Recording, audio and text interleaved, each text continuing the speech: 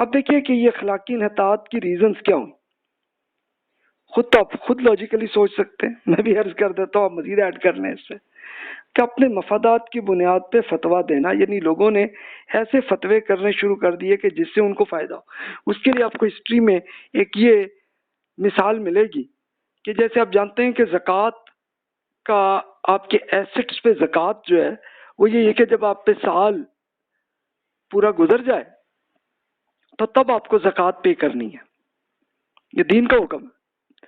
تو اب وہ مولوی صاحب نے اس کا حالیہ نکالا کہ جناب سال پورا ہونے سے پہلے ہی اپنے پورے ایسٹس اپنی بیگم کو گفٹ کے طور پر دے دیتے تھے۔ اچھا دے دیا تاکہ سال پورا ہو ہی نہ ہو اور زکوٰۃ دینی نہ پڑے۔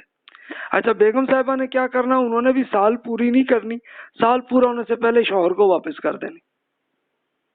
تو یہ دیکھیے یہ اپنی مفادات ہی ہیں اور کیا ہے، کہ بس اللہ تعالیٰ کو جو زکوٰۃ دینی تھی لوگوں کی خدمت کے لیے تو وہ دینی ہی نہ پڑے تک۔ یہ اس طرح کی آپ کو نظر آئیں کہ میں نام نہیں لینا چاہ رہا اس لیے کہ کسی کا حسن ظنی رکھنا چاہیے، تو بہرحال اس طرح کے کیس ہوئے ہیں۔ بادشاہوں کو خوش کرنے کے لیے فتویٰ، ایسا بھی اب بادشاہ جو چاہتا تھا ویسے ان کے مطابق فتویٰ بنا کے دے دینا، چلو جی یہ حرکتیں بھی ہوئیں۔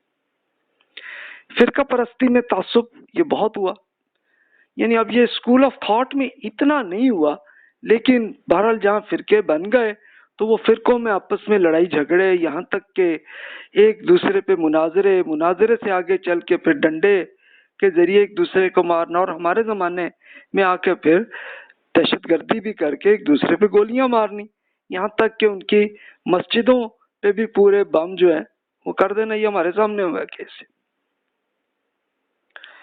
مناظروں میں جیتنے کی یہ پوری کوشش ہوتی تھی تاکہ ہمارے فرقے کے یہ جو صاحب ہیں ان کو جتاؤں میں، اس کی پوری جناب ہر ایک نے کوشش کی اس کے لیے، وہ یوٹیوب میں آپ کو بڑی ایگزامپلز مل جائیں گی آپ کو۔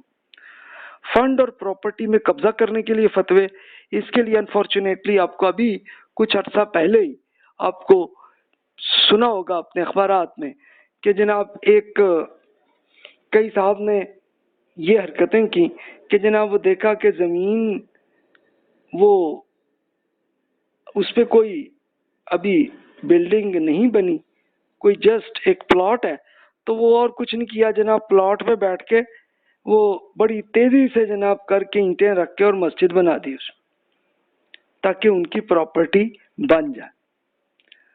اور کئی تو پھر ایسے بھی ہوں کہ جو کسی بیچاری بیوہ خاتون کا یہ پلاٹ ہو یا کسی اور آدمی کا ہو، اب اس پہ اگلے کو جناب پورے گروپ نے اکٹھا کر دینا، اور جناب یہ تو مسجد ہے بھائی، اس کو تو تم لے ہی نہیں سکتے، اور اگر کچھ جان چھڑانی بھی پڑی تو چلو تھوڑی سی بس چھوٹی سی رقم دے کے جان چھڑا دینی۔ اس طرح کی حرکتیں آپ کو نظر آئی ہوں گی۔ انسانی نفسیات کا عدم لحاظ، یہ کئی فتووں میں آپ کو نظر آئے گا کہ انسان کو سمجھے بغیر ایسے ایسے فتوے دینا کہ جو انسان پریکٹیکلی عمل کر بھی نہیں سکتا۔ یہ آپ کے ذہن میں سوالات ایسے آتے ہوں گے اور اس کا جواب آپ کو نہیں ملتا ہوگا۔ جامد قانونی سانچہ اور ظاہر پرستی، یعنی یہ فوکس ہو گیا ظاہر پرستی کا کہ بس جناب جو لکھا گیا پرانے اسکالرز نے جو لکھ دیا بس اسی پہ عمل کرو۔ اسی کے لیے آپ یہ دیکھیں گے کہ مثال کے طور پر تقوی کا لفظ قرآن مجید میں، تقوی کا مطلب یہ ہے کہ بھی آپ احتیاط کرتے ہوں کہ اللہ تعالیٰ خوش رہے ہم پہ، کہ اللہ تعالیٰ کے خلاف کوئی ہم معاملہ نہ کریں، یہ تقوی ہے۔ لیکن لوگوں نے تقوی کا مطلب یہ بنا لیا کہ جناب آپ کی شلوار ایسی ہو، آپ کی داڑھی کا سائز ایسا ہو، اور آپ کے جناب امامہ اور وہ اس سٹائل کا ہو، تو اس طرح کے یہ تقوی، تو تقوی کا مطلب یہ بننے لگا۔ یہ دیکھیے کہ یہ انفارچونیٹلی اس طرح کے اثرات آئے۔ پھر آئیڈیل پسندی، اور جس کو پھر عملیت پسندی کی انتہا، یہ دونوں طرف نظر آئیں۔ کئی فرقوں میں آپ کو نظر آئے گی آئیڈیل پسندی کہ بس جناب جو چیز ان کو پسند آ رہا ہو وہی بہتر ہے، آئیڈیل جو سب سے آئیڈیل ہے بس وہی ہونا چاہیے، کوئی ایسی چیز جو پریکٹیکلی آپ کر سکتے ہیں اس طرف نہ لانا، بلکہ یہ اس چیز پہ لگانا کہ جناب بس یہ آئیڈیل تو یہ ایسے ہی کرو۔ اور کوئی ایسے بھی لوگ تھے کہ جو آئیڈیل، جو سب سے اچھا طریقہ ہونا چاہیے تو وہ پریکٹیکل بھی ہے، لیکن اس کو چھوڑ کے جناب اپنے مفاد کو، یہ وہی ایگزامپل کہ جیسے آپ نے کسی پلاٹ پہ قبضہ کر لیا اور مسجد بنا لی، اس طرح کی حرکتیں آپ کو نظر آئیں گی۔ بال کی کھال نکالنا کہ ایک بہت مائنر سے، جو دین میں کوئی ایسا حکم بھی نہیں ہے، اس کو نکال دینا۔ اور پھر شخصیت پرستی، یہ بہت کامن ہوئی ہے اور آج تک جاری ہے کہ جناب جو بھی اسکالر ایک گزر گئے یا نہ بھی گزرنا، بھی زندہ بھی ہوں، تو ان پہ اتنی عقیدت، ان کے پاؤں چومنا اور اس طرح کی حرکتیں یہ چلنے لگی۔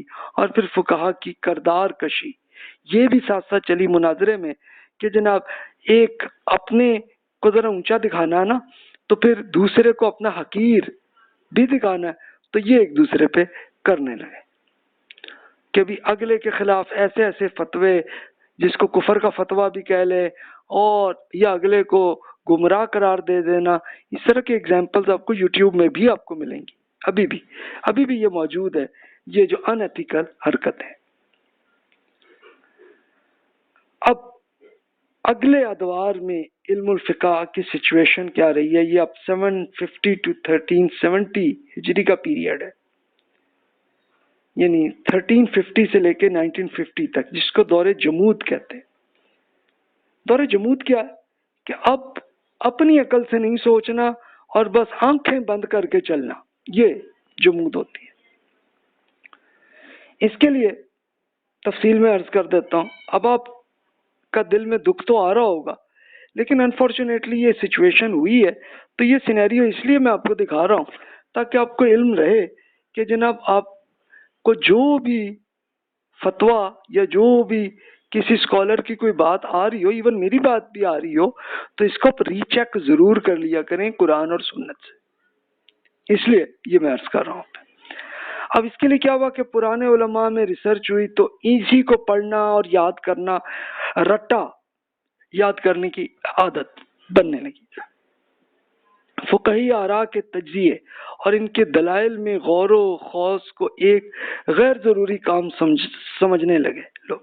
یعنی اصل یہ نہیں کہ بس جو انہوں نے فتویٰ کیا دیا آنکھیں بند کر کے بس رٹا کر لو، اسی پہ عمل کرو، لیکن یہ نہیں کیا کہ بھی آپ وہ جو پرانے اسکالر نے کوئی اس میں انہوں نے کیا ریزن بیان کیا ہے، کیا دلیل انہوں نے بیان کی ہے، اس ریسرچ کو چیک کرنا، اس کا کوئی کام نہیں کیا۔ نہیں، کچھ لوگوں نے پھر بھی کیا، لیکن میجورٹی کی میں سچویشن بتا رہا ہوں۔ اوریجنل ریسرچ پہ اجتہاد کرنے کی ناپسندیدگی کہ نہیں جی اجتہاد تو اب بس اس کا دروازہ بند ہو گیا، اب کوئی نہیں سوچ سکتا، جو ہے جو پہلے سوچ بیٹھے ہیں وہی کافی ہے۔ جمود کے پھر اثرات صرف علم فقہ تک نہیں ہوئے، بلکہ political sciences, social sciences, economics, اچھا سائنس کے اندر پھر آپ بایولوجی اور آپ کی کیمسٹری، اس پہ بھی یہی آنے لگا، اور ٹیکنالوجی میں بھی یہی آیا کہ بس جناب پرانے جو بزرگوں نے جو سیکھ لیا طریقہ وہی کافی ہے، اسی طرح چلنے لگے لوگ۔ یعنی اب وہ مسلمانوں میں اوور آل میجورٹی کا ہی ہے، پھر بھی کچھ اسکالرز ایسے پیدا ہوئے کہ جو ایک اوریجنلی ریسرچ کرنے لگے تو ان کی کوئی حیثیت بننے بھی نہیں لگی۔ تو پھر رزلٹ ہوا، منگولوں کے ساتھ جب جنگیں ہوئیں تو منگول کیا تھے، ایک بحث، ایک منگول سے نکل کر صحرا سے آئے ہوئے کچھ لوگ سے ایک لشکر تھا، تو اس سے مسلمان اس سے زیادہ کہیں زیادہ بڑے ڈیولپڈ تھے، ان کی ملٹری زیادہ ڈیولپڈ تھی، ریسرچ اب تک جتنی ہو چکی تھی انہوں نے وہیں تک رک گیا تھا۔ اب کوئی ریسرچ اگر کرتے تو آسان سے منگولوں کو بھگا دیتے، لیکن نہیں کیا۔ کیوں نہیں کیا؟ اس لیے کہ وہ خود ہی اس قابل نہیں تھے۔ اسی طرح اسپین میں دیکھیں، پرتگال کے لوگوں میں ایک انہوں نے ریسرچ کی تھی، نئی نئی ٹیکنیکس انہوں نے کر لی تھی، تو اسپین میں پھر فتح بھی کر لی پرتگال نے، اور مسلمانوں سب کے سب وہاں سے نکال دیے گئے یا پھر جہاں بحق ہوئے، یہ رزلٹ ہوا ان کا۔ ترکی میں البتہ مضبوطی ہوئی۔ اچھا، انہوں نے ایک نئی چیز ایجاد کی تھی اور وہ تھا آپ کی بندوق اور گولیاں، یہ انہوں نے ذرا زیادہ ڈیولپ کر لی تھی، تو اس لیے پھر انہوں نے آدھا یورپ بھی فتح کیا، پھر اس کے ساتھ ساتھ مسلمانوں کے ممالک بھی، فلسطین، مصر، وہاں سے مراکش تک فتح کر لی تھی ترکی والوں نے، لیکن پھر انہوں نے بھی جمود اپنے علم پہ آگے، بس یہ مزید نہیں سوچنا. تو یہ رزلٹ ہے اس کے. اب کچھ ایگزامپلز آپ کی خدمت میں عرض کر دیتا ہوں، یعنی کیسے نیگیٹو اثرات آپ کو نظر آئیں گے. جیسے ایجپٹ کے ایک بادشاہ تھے فرج بن برقوق صاحب جو ہیں، ان کی حکومت 1389 سے 1412 رہی ہے. انہوں نے ایک یہ نئی بدعت ایجاد کی تھی کہ حرم شریف کے اندر 4 مصلے کا اصول بنا دیا تھا. یعنی کیا تھا کہ حرم شریف پہ بھی سارے مسلمان اکٹھے مل کے نماز پڑھے، لیکن انہوں نے یہ کیا تھا کہ 4 مصلے بنا دیے تھے کہ جناب حنفی امام کا مصلہ یہ ہے، تاکہ جناب وہ ادھر سے ان کی جماعت ہوگی. پھر مالکیوں کے لیے اسکول آف تھاٹ کی ان کا جناب اس جگہ پہ ہوگی، یعنی مشرق مغرب شمال جنوب ہر طرف انہوں نے بنا دیے تھے. شافعی کے لیے الگ، حنبلی کے لیے الگ، کچھ اور اسی طرح شیعہ اسکالرز کے لیے الگ الگ الگ مصلے بنا دیے تھے. الگ الگ تم اپنی اپنی جماعت کرا لیا کرو. ذرا دیکھیں یہ ایک بدعت ہے. اچھا کچھ اور آپ ٹیکنالوجی کے لحاظ سے دیکھیے، یہ خود ترکی میں ہوا، یہ جس کو آپ کہیں گے کلاک کی تباہی کا فتویٰ. یہ 1603 to 1617 کے درمیان میں کسی ٹائم میں ہوا کہ اب اس زمانے کے جو ترکی کے بادشاہ تھے، ان کو انگلینڈ کی ملکہ نے ایک گفٹ کے طور پر ایک کلاک دیا تھا. اب بادشاہ کو پسند آ گیا تھا، انہوں نے یہ بڑا سا کلاک جو ہے ایک پورا ٹاور بنا کے اپنے استنبول میں لگا دیا تھا. تو مولوی صاحب کو اب یہ لگا یہ نئی چیز ہے یار، یہ کیا ہے، یہ تو بڑی غلط چیز ہے. انہوں نے کہا نہیں بھی یہ تو بڑی، اس کو تباہ کر دو، فتویٰ یہ دے دیا. اچھا وہ مولوی صاحب کا یہ نہیں تھا کہ وہ صرف ان کا فتویٰ ہوتا بات ختم ہوتی، نہیں، وہ ان کو ایک سٹیٹس بھی تھا کہ بادشاہ ان کے مطابق عمل کرتا ہوتا تھا. تو پھر ہوا کہ وہ پوری کلاک بھی انہوں نے توڑ دیا، حالانکہ اس کی بجائے اگر اس کلاک کو سیکھ لیتے، اس کی نئی نئی ٹیکنیکس کر کے خود اپنی کلاکس بنا لیتے تو مسلمانوں میں عادت تو بنتی نا کہ صحیح ٹائم کے لحاظ سے ہی کام کریں. ٹائم مینجمنٹ تو آ جاتی نا ان میں، تو وہ نہ آئی. تیسری مثال عرض کر لیجئے کہ جمال الدین افغانی صاحب بڑے اسکالر ہیں، 1897 میں ان کا انتقال ہوا ہے. تو وہ انہوں نے یہ کیا تھا، افغانستان کے تھے یہ اسکالر، لیکن ان کو خود وہ ایک اوریجنل سوچنے والے اسکالر تھے. تو ان کو افغانستان کے بادشاہ نے ان کو نکال دیا تھا. تو اب وہ خیر انڈیا میں آئے تھے، انڈیا میں رہے. اچھا لیکن رہے کچھ عرصے تک، لیکن پھر ان کو کچھ مسئلے آئے وہاں پہ، تو وہ پھر چھوڑ کے ایجپٹ چلے گئے تھے. ایجپٹ میں آپ کو القاہرہ کی یہ یونیورسٹی آپ کو مشہور آپ نے سنی ہوگی، تو ازہر کے نام سے یہ یونیورسٹی بڑی پرانی بنی ہوئی ہے. تو اس میں جمال الدین افغانی صاحب نے وہاں پڑھانا شروع کیا. تو پڑھاتے ہوئے انہوں نے ایک یہ کیا کہ ایک یہ گلوب بنا کے سامنے اس پہ پڑھانا شروع کیا کہ جناب یہ دیکھو زمین ادھر سے ادھر ہے، اس کا یہ معاملہ. اب یہ دین کا کوئی معاملہ ہی نہیں تھا، لیکن وہاں کے مولوی صاحب نے فتویٰ دے دیا کہ جناب یہ دیکھو یہ نئی چیز بدعت ہے، یہ تو بڑا گناہ ہے جناب یہ جو کر رہے ہیں جمال الدین افغانی صاحب، تو اس کو توڑے. تو وہ گلوب کو توڑ دیا. تو امیجن کریں یہی ایک ریزن ہے کہ جس کی وجہ سے ہمارا زوال کا پیریڈ گزرا ہے. اور پولیٹیکلی اسپیشلی یہ جو 1785 ٹو 1950 کا پیریڈ ہے، یہ تو بہت زوال کا پیریڈ ہے. اس کو ہم آگے دیکھتے ہیں اس میں کیا سینیریو آیا. اور پھر نشت ثانیہ کا دور ہے کہ جس سے 1950 میں مسلم ممالک کو آزادی ہوئی ہے، وہاں سے آج تک کا پیریڈ ہے. اس کو ہم آگے دیکھتے ہیں کہ رزلٹ پھر یہ ہوا. اچھا اب دیکھیے دور جمود اور زوال کے پیریڈ میں ہم دیکھتے ہیں. اس کے لیے ہم ایک تو شاہ ولی اللہ صاحب کے ارشاد کو آپ نے سنا. اب ایک یورپین اسکالر ہاجسن نے جو کیا، اب ان کا میں ترجمہ بھی عرض کر دیتا ہوں کہ انہوں نے ایک ہماری ہسٹری پہ بکس لکھی ہیں، تو ان سے بھی دیکھ لیتے ہیں. انہوں نے وہ کیا فرماتے ہیں کہ تخلیقی صلاحیتوں کی حوصلہ شکنی کا رجحان ہوا، کریٹیوٹی کو بالکل ختم کرنے کی کوشش کی گئی ہے.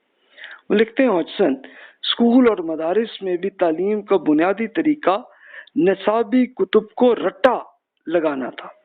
اس کے بعد بھی ان کے سمجھنے کی باری آتی تھی. ایک تنگ نظر معاشرے کی نظر میں رٹا لگانے کے ذریعے اگلی نسل کو آنے والے زوال سے بچایا جا سکتا تھا. کئی مصری دیہات میں، ایجپٹ کے دیہات میں اگر بچہ اپنی تخیل سے کام لے تو اس کی حوصلہ شکنی کی جاتی تھی. تخیل یہ وہی کریٹیوٹی، نیا آئیڈیا آیا ان کے ذہن. مکتب اسکول میں رٹا لگانے پر زور دیا جاتا تاکہ وہ اپنی ذہن سے سوچنے سے باز رہے. جو لڑکا بھی جزیات کی حد تک کتاب کو یاد نہ کر پاتا تو اس کو توازے ڈنڈے کے ذریعے کی جاتی تھی کہ جناب موسٹ ویلکم، یہ ہے تمہاری، تم نے یاد نہیں نہ آ رہا، چلو ڈنڈا مارنا ان کے ہاتھ پہ. جب بچہ مکتب یعنی اسکول سے نکل کر مدرسے میں پہنچتا تو وہ رٹا لگانے کی تعلیم کی بنیادی طریقہ تسلیم کر چکا ہوتا تھا. ایسے نوجوانوں کے لیے آگے بڑھنے کا کوئی راستہ نہ تھا جو تخلیقی صلاحیتوں سے تو مالا مال ہو مگر رٹا لگانے میں اچھا نہ ہو. اس مقصد کے لیے اس اسٹیج پر ڈنڈے کی ضرورت نہیں ہوا کرتی تھی، بلکہ استاد کی جھڑکیاں اور ساتھی طلباء کا ایک تمسخر یعنی مذاق اڑانا ہی کافی ہوا کرتا تھا. اب یہ ہاجسن صاحب نے جو دیکھا تو سیم وہی سینیریو ایون انگریزوں کی حکومت میں، جو انڈیا کا علاقہ، پاکستان کے علاقے میں بھی سیم یہی سچویشن. اور اچھا وہ انگریز چلے گئے تب بھی ختم نہیں ہوا. تب بھی جب ہم لوگوں نے بھی جب اسکول میں جب پڑھا تو یہی طریقہ ہی تھا. تو اس کا مطلب ہاجسن صاحب نے کوئی ویسے ہی کوئی نہیں انہوں نے ایجاد کر کے نہیں لکھ دی، بلکہ سچ مچ سینیریو انہوں نے ایجپٹ میں دیکھا تھا.